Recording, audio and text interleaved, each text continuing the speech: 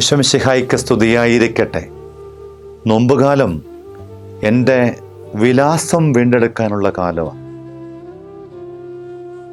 ദൈവത്തിൻ്റെ ഛായയും സാദൃശ്യവുമുള്ള, ദൈവത്തിൻ്റെ കയ്യൊപ്പ് ഹൃദയത്തിൽ പേറുന്ന, ദൈവത്തിൻ്റെ ഈ പുതുകാലത്തിൻ്റെ രൂപഭാവങ്ങൾ പേറുന്ന വ്യക്തികളായതുകൊണ്ട് എൻ്റെ അഡ്രസ്സ് ദൈവത്തോട്, ദൈവികതയോട് ചേർന്നിരിക്കണം. നമ്മളോടൊക്കെ ആരെങ്കിലും ഐഡൻറ്റിറ്റി ചോദിക്കുമ്പം ആധാർ കാർഡ് കാണിച്ചിട്ട് ഇന്ത്യൻ പൗരനാണെന്നും പാസ്പോർട്ട് കട്ടിയിട്ട് ഇന്ത്യൻ പൗരത്വമുണ്ട് എന്നും ഒക്കെ നമ്മൾ പറയില്ലേ?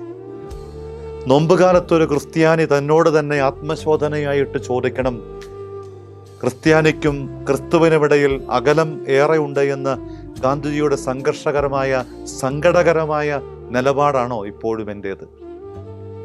ക്രിസ്തുവിന് എൻ്റെ ജീവിതത്തിൽ എന്തുമാത്രം ഇടമുണ്ടെന്ന്, എന്തുമാത്രം ക്രിസ്തുവിനോട് ഞാൻ അടുപ്പത്തിലും ആത്മബന്ധത്തിലുമാണ് എന്ന് എൻ്റെ ഐഡൻറ്റിറ്റിയെ ചൂണ്ടിക്കാട്ടിയിട്ട് പറയാൻ കഴിയണം. അമ്മ ത്രേസ്യ സുന്ദരമായിട്ട് പറഞ്ഞു വെക്കുന്നുണ്ട്, ക്രിസ്തുവിനെന്ന ഈ കാലത്തോട് സംവദിക്കാനായിട്ട് അധരങ്ങൾ എൻ്റേതല്ലാതെ വേറെയില്ല, അനുഗ്രഹിക്കാൻ എൻ്റെ കരങ്ങളല്ലാതെ മറ്റു കരങ്ങളില്ല, നോക്കാൻ കണ്ണുകൾ എൻ്റേത് മാത്രമേ ഉള്ളൂ, കേൾക്കാൻ എൻ്റെ കാതുകളേ ഉള്ളൂ, ക്രിസ്തുവിന് സഞ്ചരിക്കാൻ എൻ്റെ പാദങ്ങളേ ഉള്ളൂ. അപ്പോൾ ഞാൻ സമം ചലിക്കുന്ന ക്രിസ്തുവാണ്, ജീവിക്കുന്ന ക്രിസ്തുവാണ്.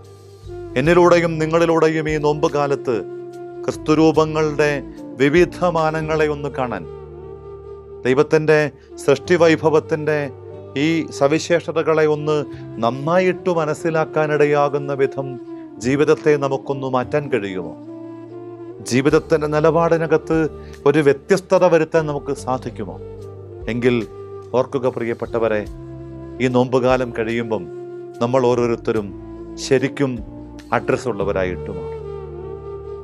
ക്രിസ്ത്യാനിക്കും ക്രിസ്തുവിനുമിടയിലുള്ള അകലം കുറയ്ക്കാനായിട്ട് ഓരോ നോമ്പിലൂടെയും ക്രിസ്തു നമ്മളെ വിളിക്കുകയാണ്. നാളൊത്തിരിയായിട്ടും കുരിശിൻ്റെ വഴിയിലൂടെ കടന്നുപോയിട്ട് കുരിശുകൾ ഏറെ ഉണ്ടാക്കിയിട്ട്, അല്ലയോ പ്രിയപ്പെട്ട കൂട്ടുകാരാ, നീ എന്താണ് ക്രിസ്തുവാകാത്തതെന്ന് മരം ചോദിച്ചൊരു കഥയുണ്ട്. മരമിങ്ങനെ ഒരുപാട് കുരിശുണ്ടാക്കുന്നത് കണ്ടിട്ടും ഒരാൾ പോലും ക്രിസ്തുവാകുന്നില്ല, ക്രിസ്തുവിനോട് സമാനതയിലേക്ക് എത്തുന്നുമില്ല. ഇന്നും ഈ ചോദ്യം ആവർത്തിക്കപ്പെടുകയാണ്. എന്നിലൂടെയും നിങ്ങളിലൂടെയും ഈ സങ്കടത്തിന്, ഈ ചോദ്യത്തിന് കൃത്യമാർന്ന ഉത്തരമുണ്ടാവട്ടെ.